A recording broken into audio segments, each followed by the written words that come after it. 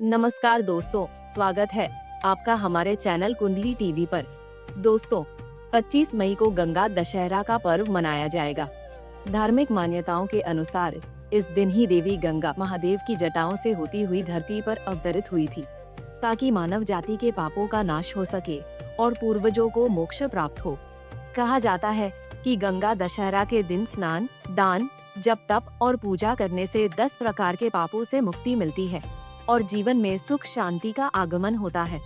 लेकिन क्या आप जानते हैं कि इस दिन किए गए कुछ खास उपाय व्यक्ति की मनोकामनाएं पूरी करने के साथ साथ ग्रह दोष, पितृ दोष और नकारात्मक ऊर्जा को दूर करने में भी मददगार माने जाते हैं? जी हाँ दोस्तों, शास्त्रों में गंगा दशहरा पर कुछ ऐसे विशेष उपाय बताए गए हैं जिन्हें श्रद्धा और नियम से करने पर जीवन की कई परेशानियां दूर हो सकती हैं।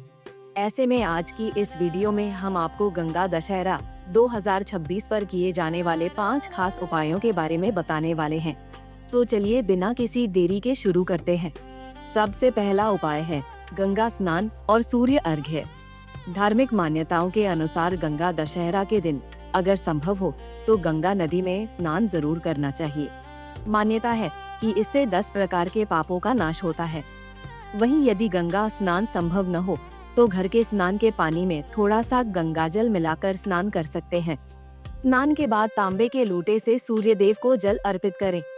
कहते हैं कि इससे ग्रह दोष शांत होते हैं और जीवन में सकारात्मक ऊर्जा बढ़ती है। दूसरा उपाय है गंगा मां को दीपदान। गंगा दशहरा की शाम को गंगा नदी या किसी पवित्र जल स्रोत के किनारे घी का दीपक जलाकर प्रवाहित करना बेहद शुभ माना जाता है। ऐसे में अगर संभव हो तो 10 दीपक प्रवाहित करें। मान्यता है कि इससे मां गंगा प्रसन्न होती हैं और जीवन में चल रही परेशानियां धीरे धीरे दूर होने लगती हैं। साथ ही जीवन से अंधकार दूर होता है। कहते हैं कि दीपदान करने से घर में सुख, समृद्धि और शांति बनी रहती है। तीसरा उपाय है दान पुण्य।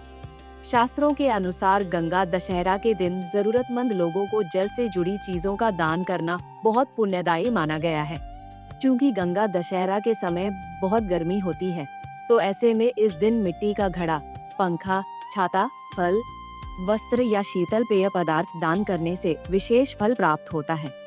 मान्यता है कि इससे पितरों का आशीर्वाद मिलता है और आर्थिक परेशानियां दूर होने लगती हैं। चौथा उपाय है भगवान शिव और मां गंगा की पूजा। धार्मिक मान्यताओं के अनुसार मां गंगा भगवान शिव की जटाओं से होकर धरती पर आई थी, इसलिए इस दिन शिवलिंग पर गंगाजल, बेलपत्र और सफेद पुष्प अर्पित करना बेहद शुभ माना जाता है। कहते हैं कि ऐसा करने से मनोकामनाएं पूरी होती हैं और मानसिक तनाव से राहत मिलती है। पांचवा उपाय है गंगा स्तोत्र और मंत्र जाप। गंगा दशहरा के दिन ओम नमः शिवाय और ओम श्री गंगे नमः मंत्र का जाप करना बहुत फलदायी माना जाता है। इसके अलावा गंगा स्तोत्र या गंगा चालीसा का पाठ करने से घर की नकारात्मक ऊर्जा दूर होती है और सुख समृद्धि का आगमन होता है। मान्यता है कि इस दिन सच्चे मन से मां गंगा का स्मरण करने पर जीवन की बाधाएं धीरे धीरे समाप्त होने लगती हैं। कुंडली टीवी डेस्क से प्रांजलि की रिपोर्ट।